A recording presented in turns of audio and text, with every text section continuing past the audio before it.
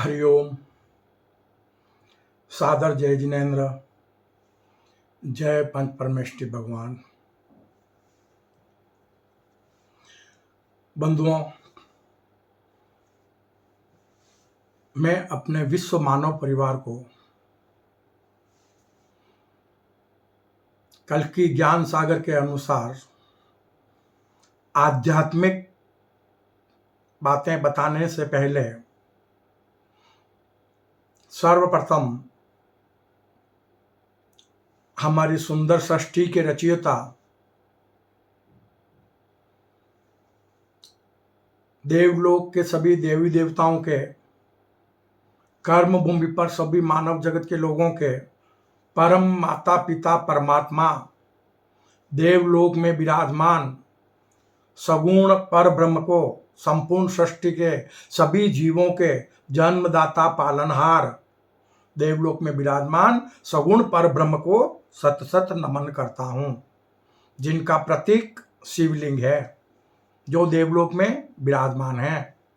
भक्ति मार्ग में एक शिवलिंग की ही हमें पूजा करना चाहिए, क्योंकि सृष्टि के सभी जीव जितने भी हमें दिखाई देते हैं, सृष्टि के जितने भी देवी देवता और मानव हैं, वो सब एक ही पर ब्रह्म के मायावी रूप हैं। एक ही पर ब्रह्म एक जीव और जीवात्मा के रूप में सृष्टि के सभी जीवों में विद्यमान है। इसी प्रकार संपूर्ण ब्रह्मांड के रचयिता, विशाल ब्रह्मांड के रचयिता, अजन्म निष्कलंक निराकार, अजर अमर अविनाशी, जो किसकी संतान नहीं है, जिसकी कोई संतान नहीं है,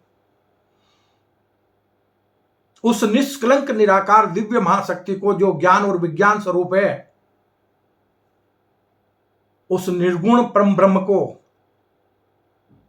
भी मैं सत सत नमन करता हूं, जो सृष्टि के सभी देवी देवताओं में और मानव में आत्मस्वरूपता में सदैव विराजमान रहते हैं। ज्ञान, विज्ञान और आत्मशक्ति स्वरूप हर देवी देवता में, हर मानव में विद्यमान रहते हैं। वो निर्गुण परम ब्रह्म है।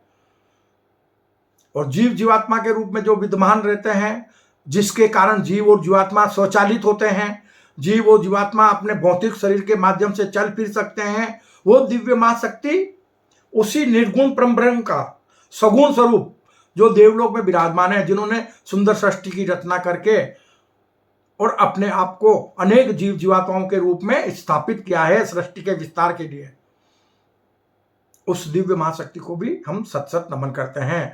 निर्गुण परम ब्रह्म और सगुण पर ब्रह्म एक ही सिक्के के दो पहलू हैं।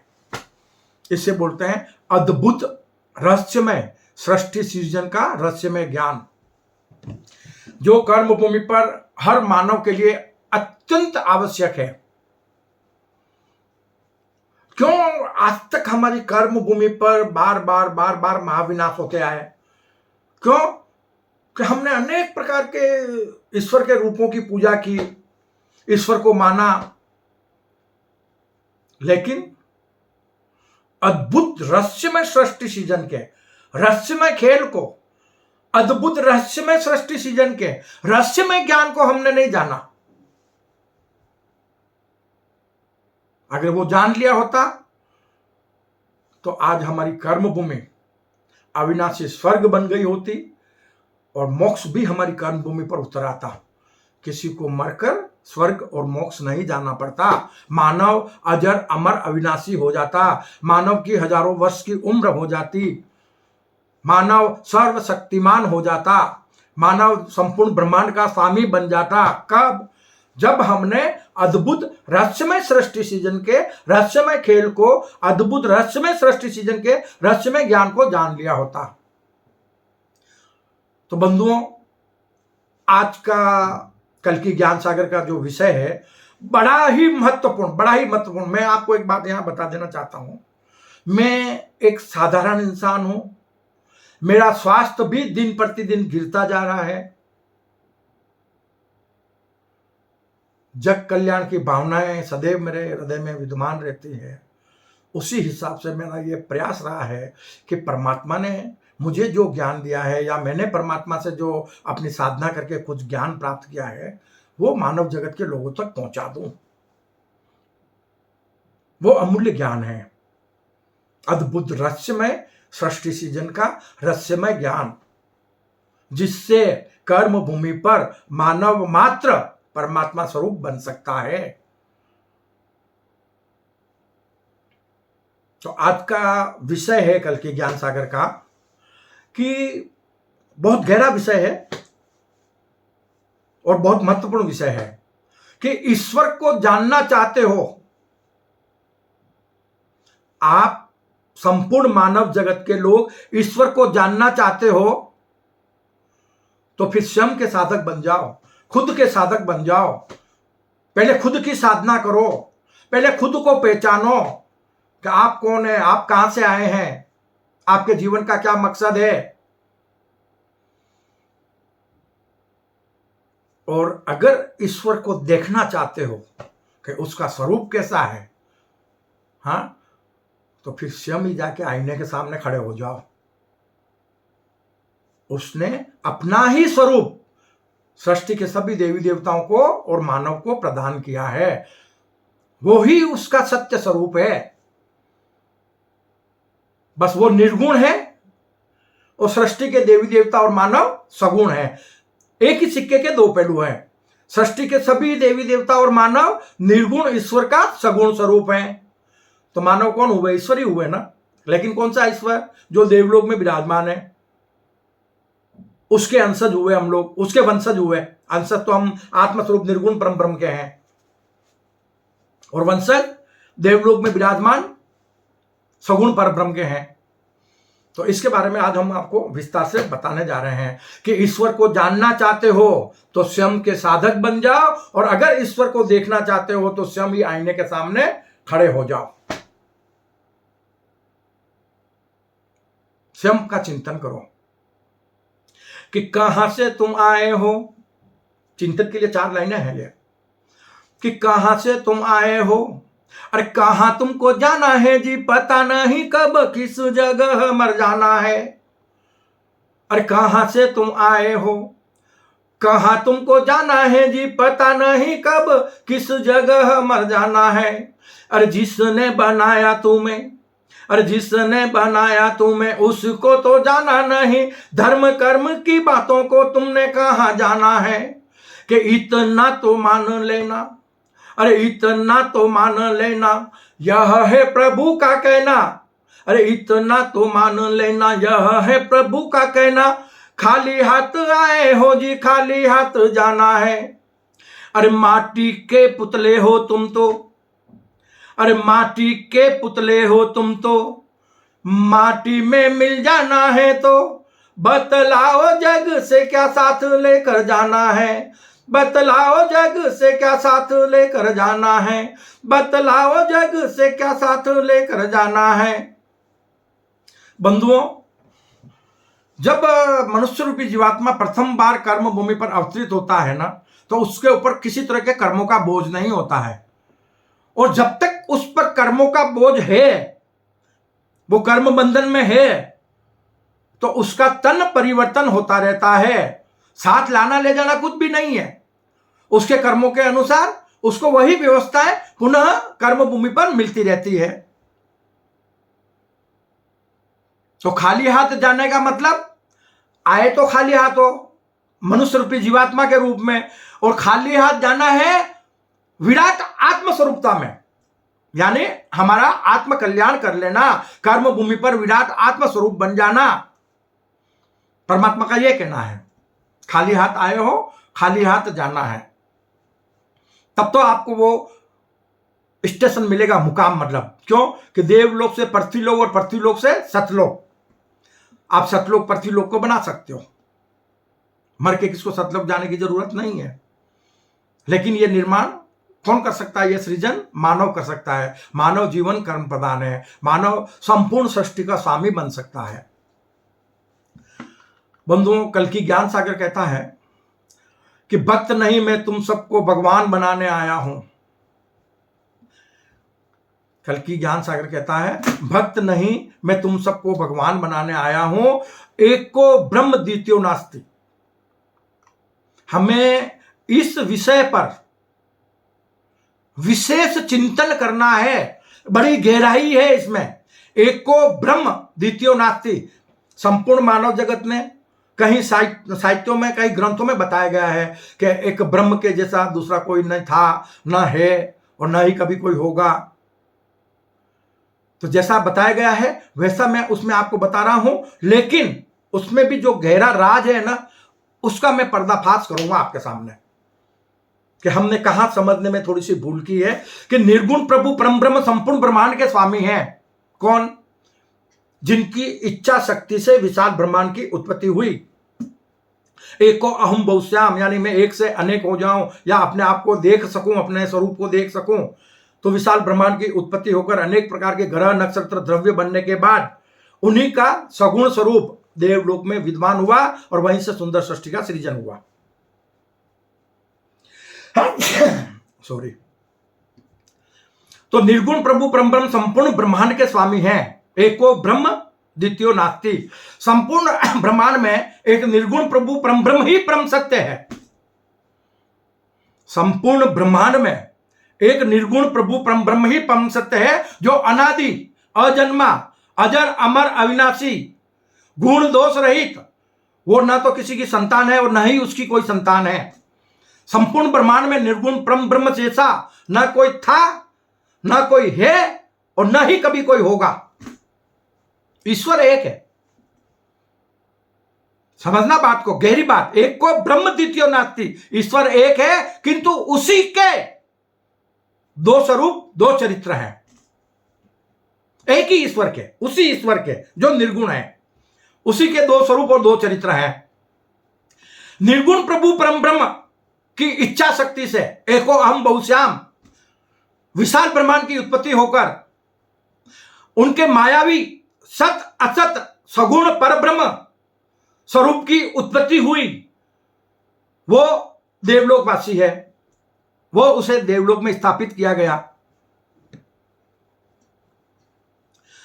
सत असत रूपी सगुण मायावी सृष्टि का सृजन सगुण परब्रह्म के निमित्त से हुआ है, निर्गुण के निमित्त से नहीं हुआ।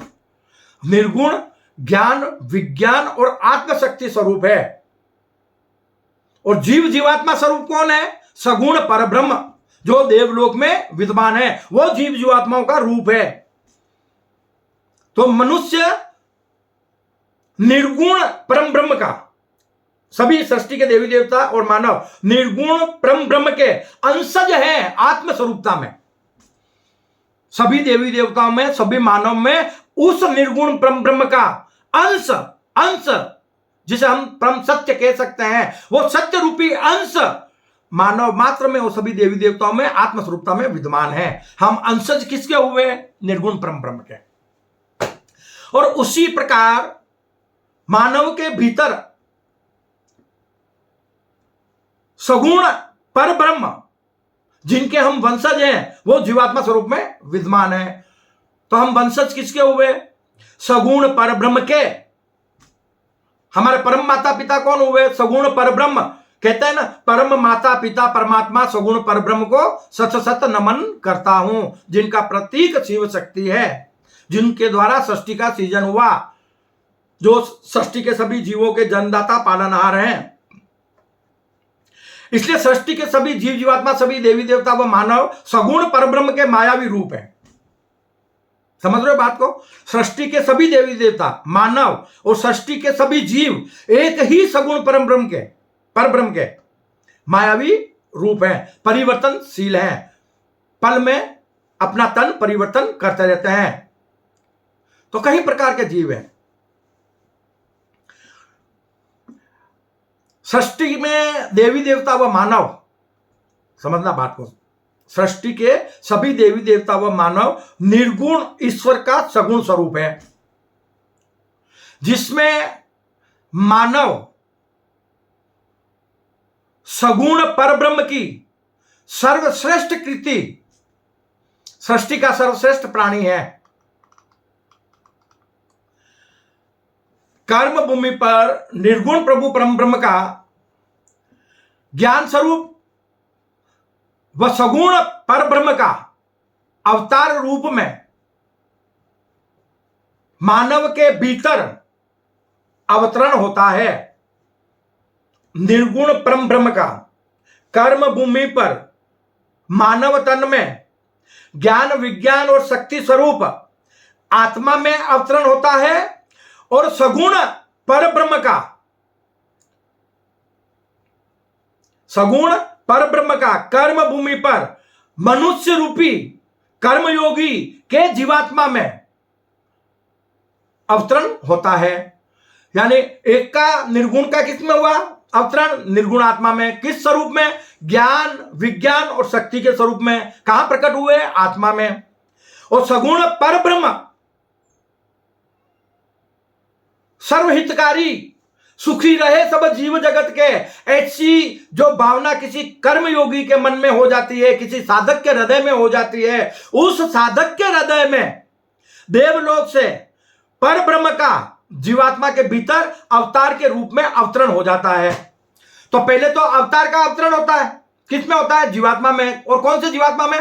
जो साधक जीव मात्र का परम हितैषी बन जाता है कर्म भूमि पर, जो जग कल्याण की भावना रखता है, जो जीव मात्र की सेवा करता है, ऐसे कर्म योगी साधक के भीतर सबसे पहले अवतार के रूप में देवलोक से पर ब्रह्म का अवतरण उसके जीवात्मा के भीतर हो जाता है। तो वो जीवात्मा स्वरूप में कौन हो गया? पर ब्रह्म।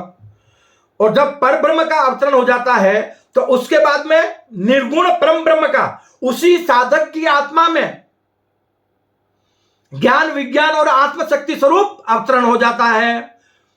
तो निर्गुण परम ब्रह्म भी आ गए, सगुण पर ब्रह्म भी देवलोक से आ गए।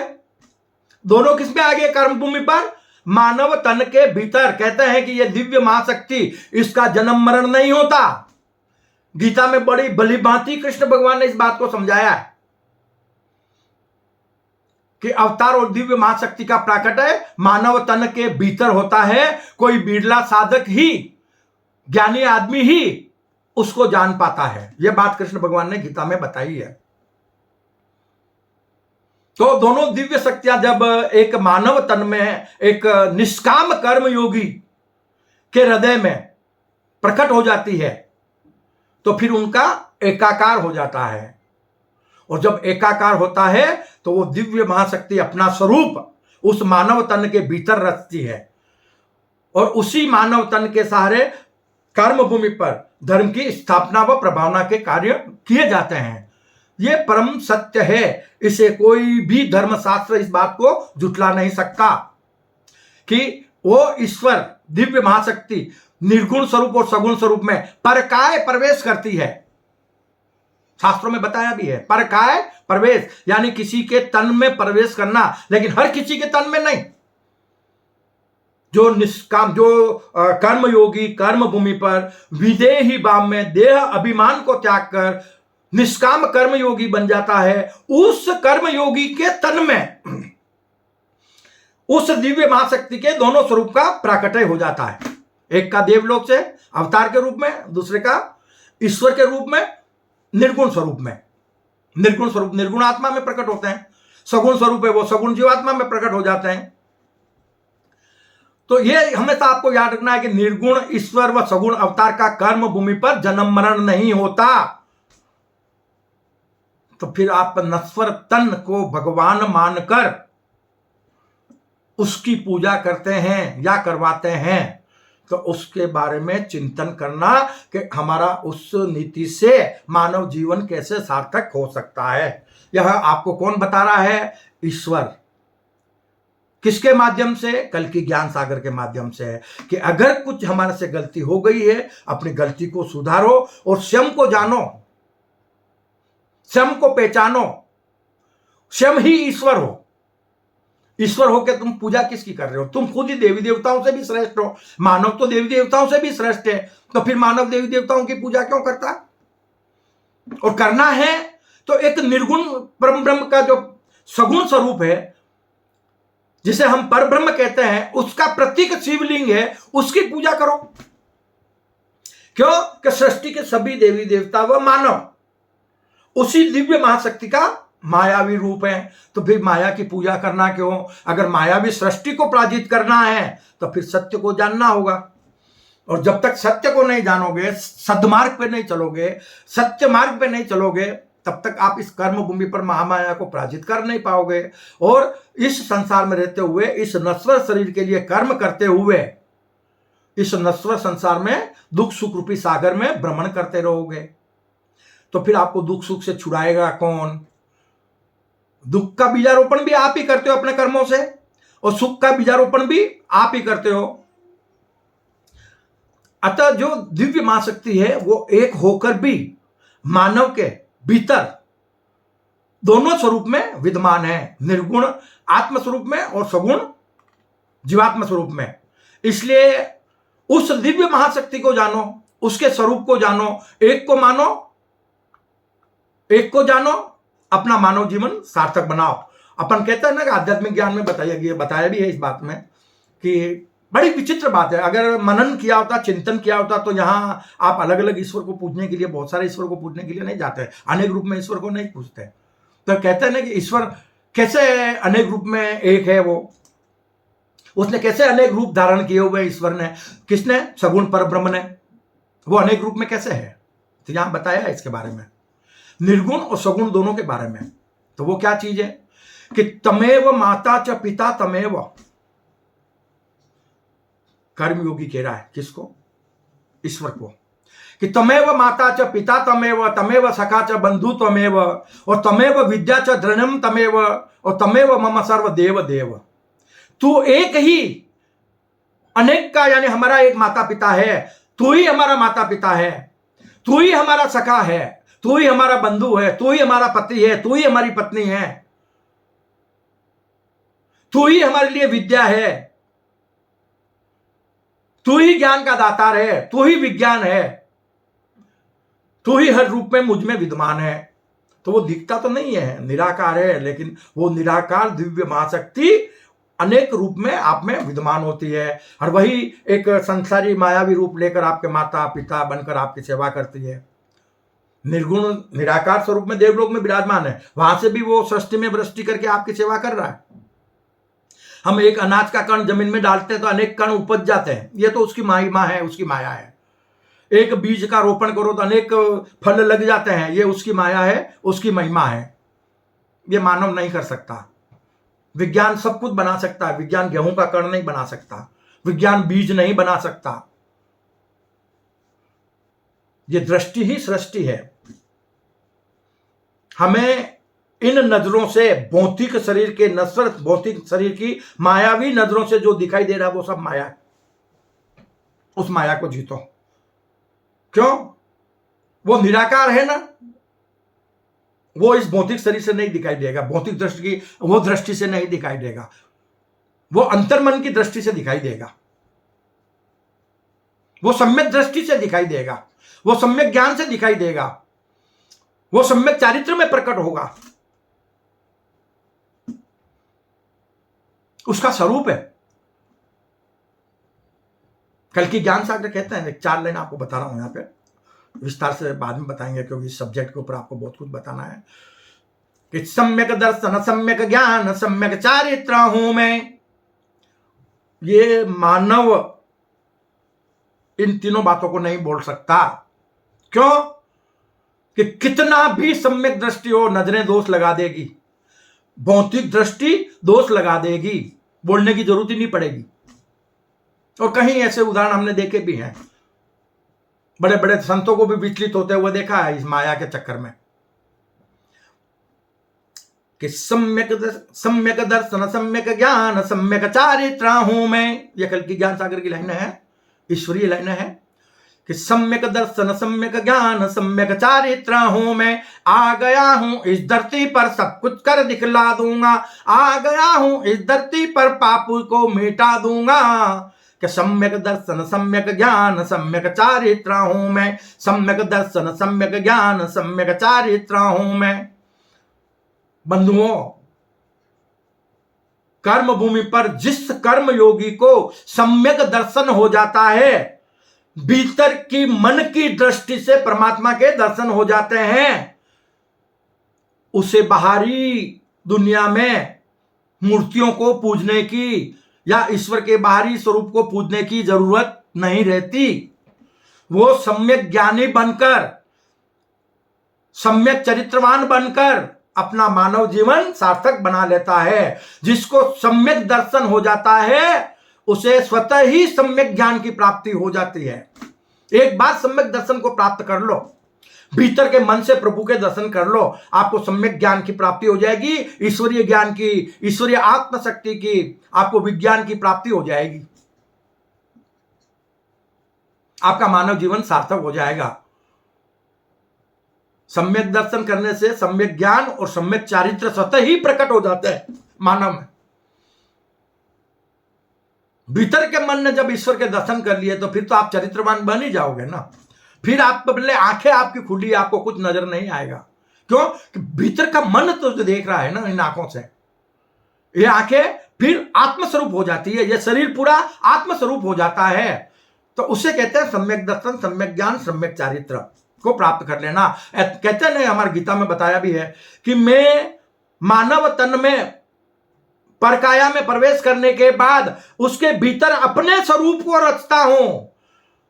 तो अपने स्वरूप को रचता हूं मतलब उस मानव की सभी इंद्रियों को निर्गुण आत्मस्वरूप बना देता हूं, निर्गुण आत्मस्वरूप बना देता हूं, फिर निर्गुण आत्मस्वरूप बना देता हूं। वो मेरे जैसा बन जाएगा।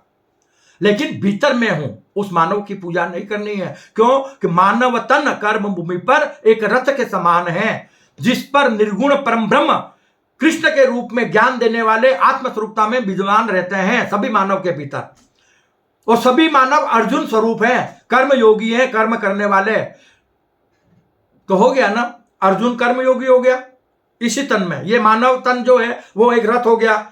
इस रथ को चलाने वाले हरि अंदर बैठे हुए हैं। कौन हो गए? कृष्ण, निर्गुण परम ब्रह्म, जो रथ को चलाते हुए अर्जुन को कर्म करने का ज्ञान दे रहे हैं। क्योंकि हमने अपने इस शरीर की लगाम उस निर्गुण परम ब्रह्म के हाथ में दे दी, अपनी आत्मा के हाथ में दे दी।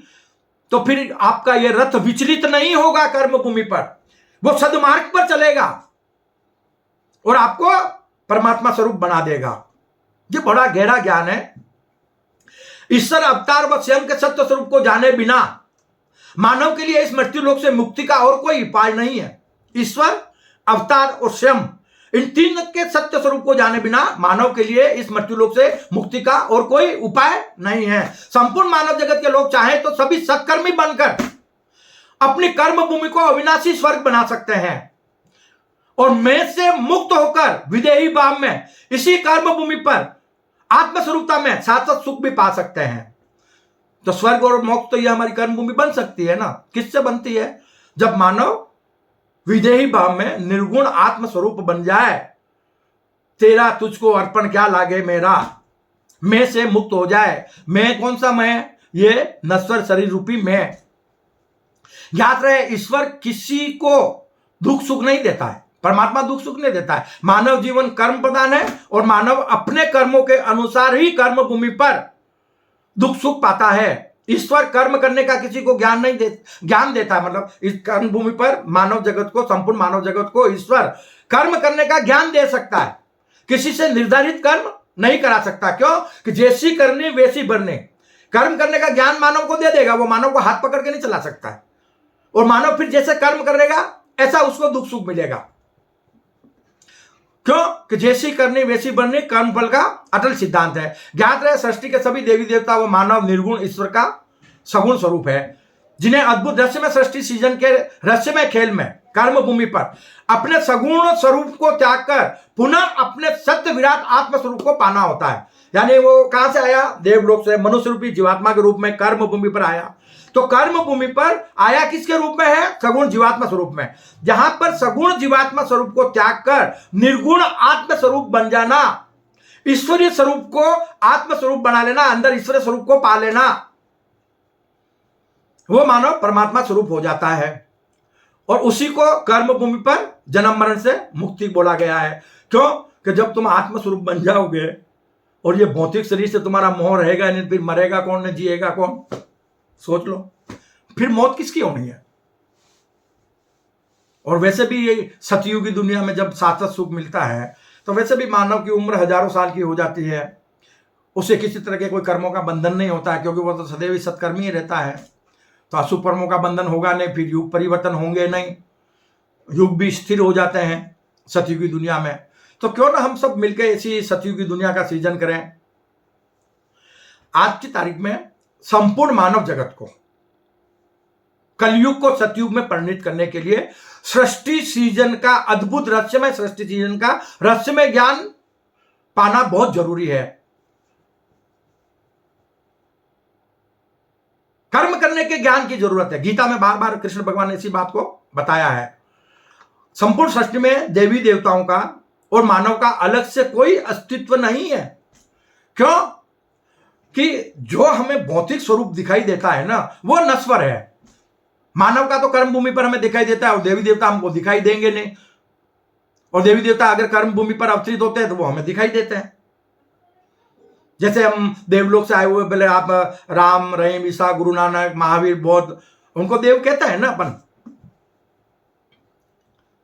वही एक देव स्वरूप बन जाते हैं, पर ब्रह्म स्वरूप, जिन्हें हम फिर बाद में अवतार बोलते हैं, मतलब कि ये उसका अवतार है करके, बाहरी स्वरूप में। जबकि अवतार तो भीतर जीवात्मा में होता है, लेकिन फिर भी अपन बोलते हैं ना। तो वो देवी देवता और ये जो भी है, उनका सृष्टि में अलग से कोई अस्तित्व नहीं है। क्यों?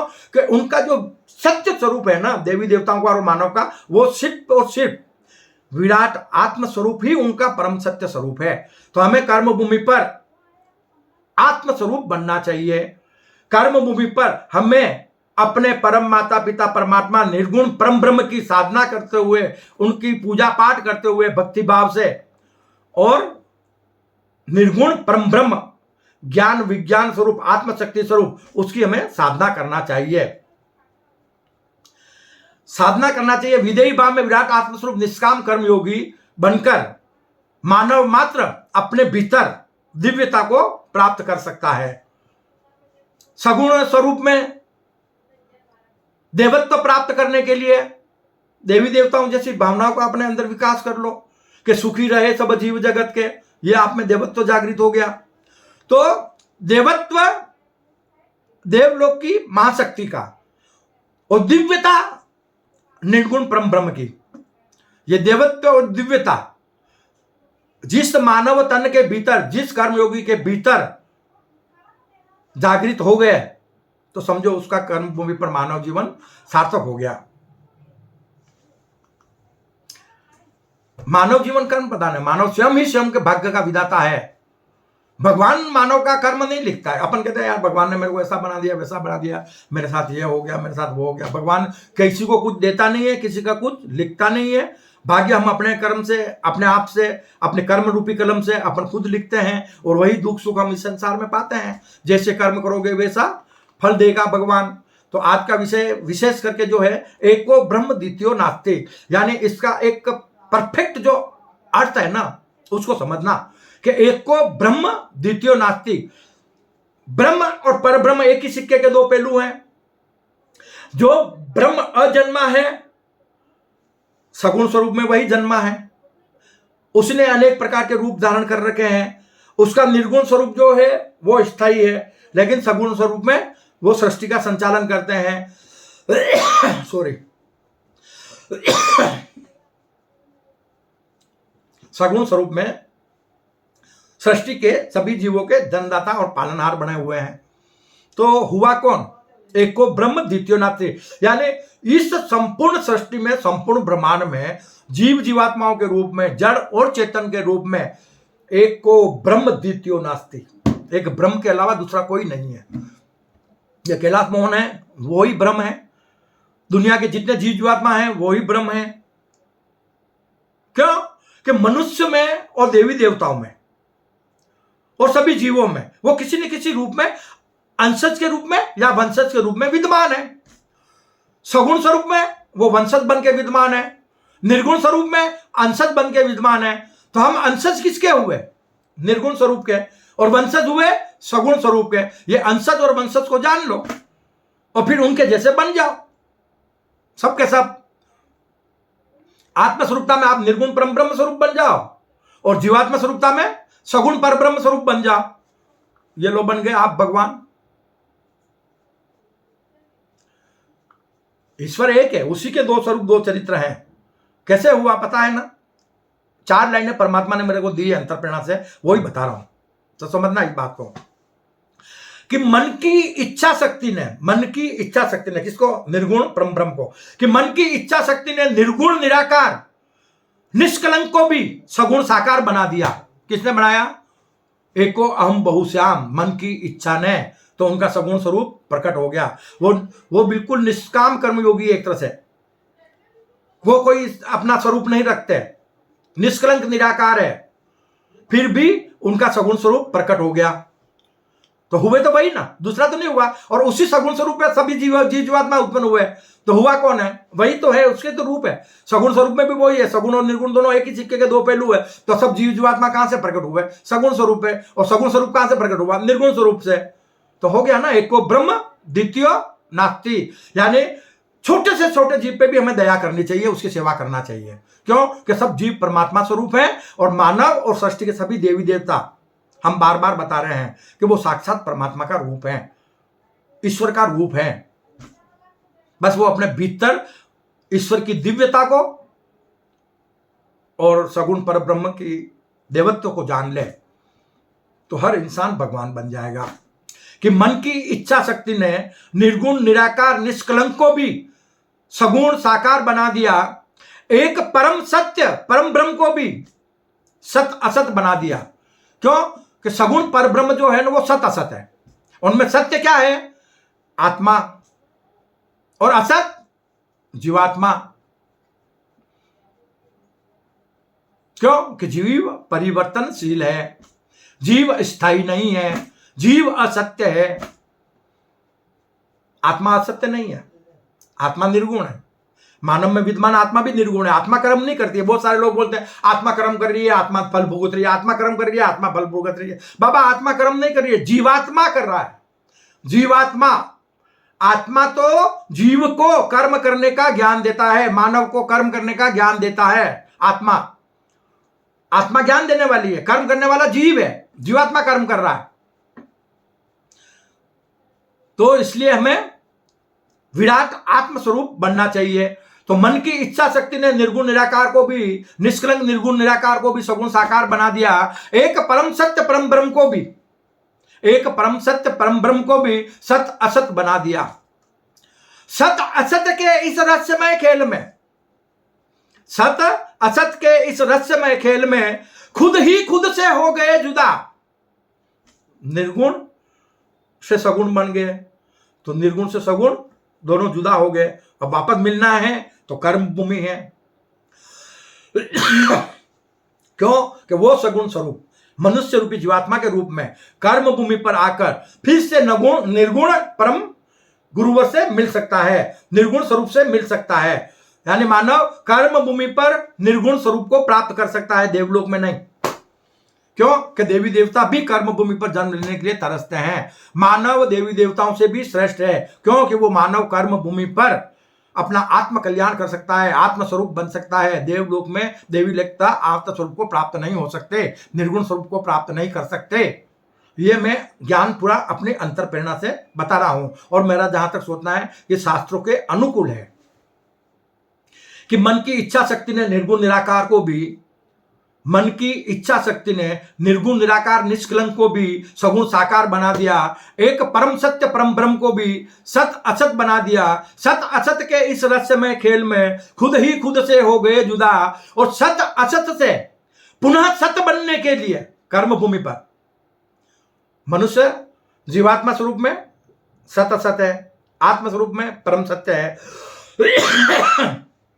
तो सत असत से पुनः परम सत्य बनने के लिए खुद ने खुद को खुद का खुदा बना दिया, खुद ने खुद को खुद का खुदा बना दिया। इसलिए कल की ज्ञान सागर कहता है कि अगर ईश्वर को पाना चाहते हो तो स्वयं के साधक बन जाओ, और ईश्वर को देखना चाहते हो तो आईने के सामने खड़े हो जाओ।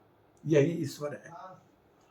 तो बंधुओं, इसी में है कि अद्भुत रहस्य में सृष्टि रचना का एक भेद जो है वो 4 लाइन में बताऊंगा कि स्वयं ही स्वयं से प्रकट भय, समझना इधर, स्वयं ही स्वयं से प्रकट भय यानी निर्गुण से सगुण बने, तो स्वयं ही स्वयं से प्रकट भय और स्वयं ही भय स्वयं की संतान, सगुण स्वरूप में निर्गुण से सगुण बने और सगुण में अनेक रूप धारण करने की वजह से स्वयं ही स्वयं की संतान बने, स्वयं ही पालनहार स्वयं के। अब सृष्टि के सभी जीवों का पालनहार कौन है? वही एक है, कौन? पर ब्रह्म।